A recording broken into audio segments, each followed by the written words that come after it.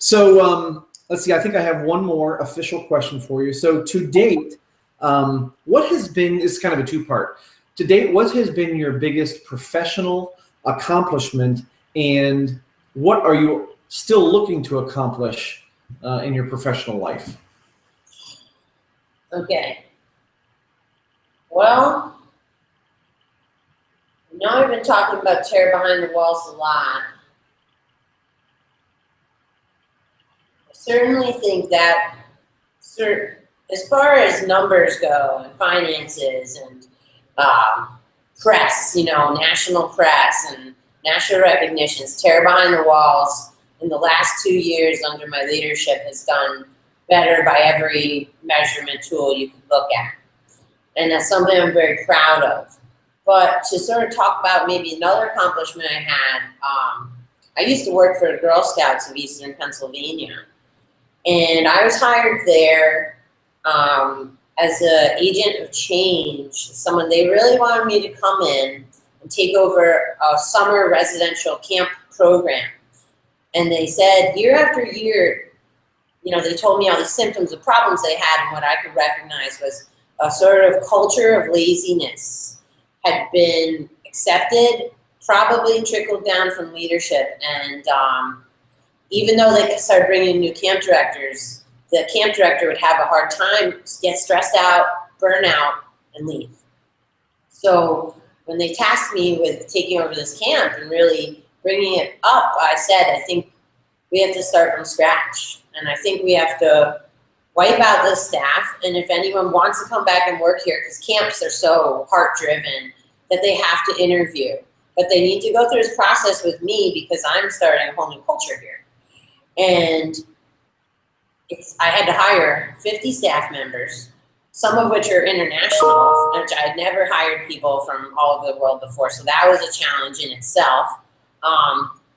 Had to oversee 14 horses, which I had never done, and then have about 200 campers from kindergarten to age 18 on a 500-acre property.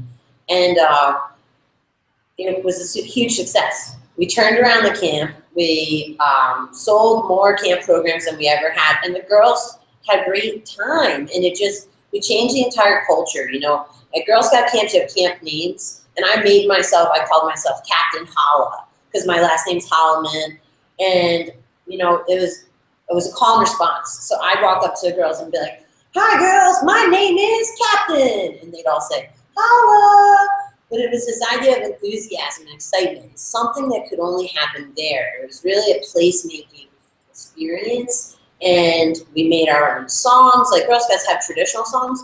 We made our own raps. We made it all about who was there at that time while combining Girl Scout traditions. And it was just a heartwarming experience. And some of the old staff who I did bring back, who were a little bit naysayers at first, they bought into this new vision. And they realized that in order for us to really build girls and empower them, we need to take the lead in that and lead by example. And it was not easy. And my staff was all pretty much high school and college students. And that is not necessarily an easy age to convince that change is a good thing when they're so used to the way it was. But that was a huge accomplishment. I was really proud of myself and very exhausted after that summer. I'll bet. So what did that experience teach you, or what have you brought from that to your role now at the penitentiary? Well, importance of organization and planning as far out as you can. That's sort of something big I learned, is that I had to start planning for the stuff in the summer, in the fall. Right after summer ended, I had to start planning far out.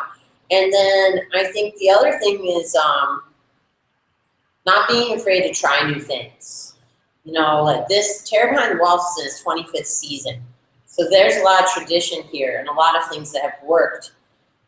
But of course, like any other event like this, you see some things that maybe they could be better. And I realized with Girl Scouts that sometimes you do have to start from scratch and try to rebuild. So I've never been able to do that with this entire event because it's so big.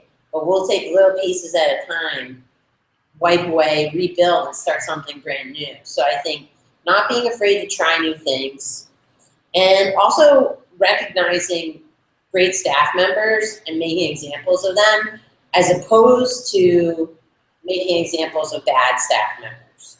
You know, really having a culture of positivity, builds that can-do attitude. And I was always, when I was at Girl Scout camp, I was waking up and doing those 7 a.m. flag ceremonies, and I was the camp director, and I was right there with my staff, exhausted, waking up in the morning, doing those traditions. And I do the same thing here. I get into costume and makeup, not every night, because I'm the general manager on some nights, and a customer would not like me receiving their complaint when I knuckles my character.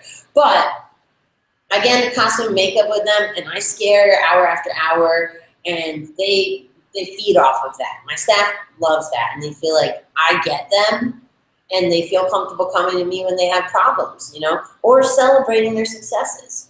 So I really feel like, I guess I'm sort of thinking through it, but my biggest takeaway maybe is to, as a leader, to keep yourself integrated into the front line so that you have a pulse on what's happening, and also so your staff see that you are willing to get down in trenches and do what they do. Right. I think there's a couple really interesting points in there.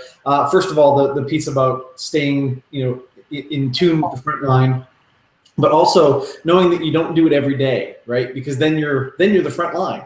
Right. So, you know, understand that there's a need for a balance there. But I loved what you said too about they know that you get them. And I think if nothing else, employees need to know that they've got somebody in their corner. It sounds like you've been able to be that person for them. Definitely. Yeah. Awesome. Thanks for watching this episode of LeaderTips Q&A. If you like what you saw, go ahead and hit the subscribe button so you can be notified when new episodes come out. If you have a question for me, or if you'd have a question that you'd like to see addressed on a future episode, go ahead and put it in the comments. Thanks for watching.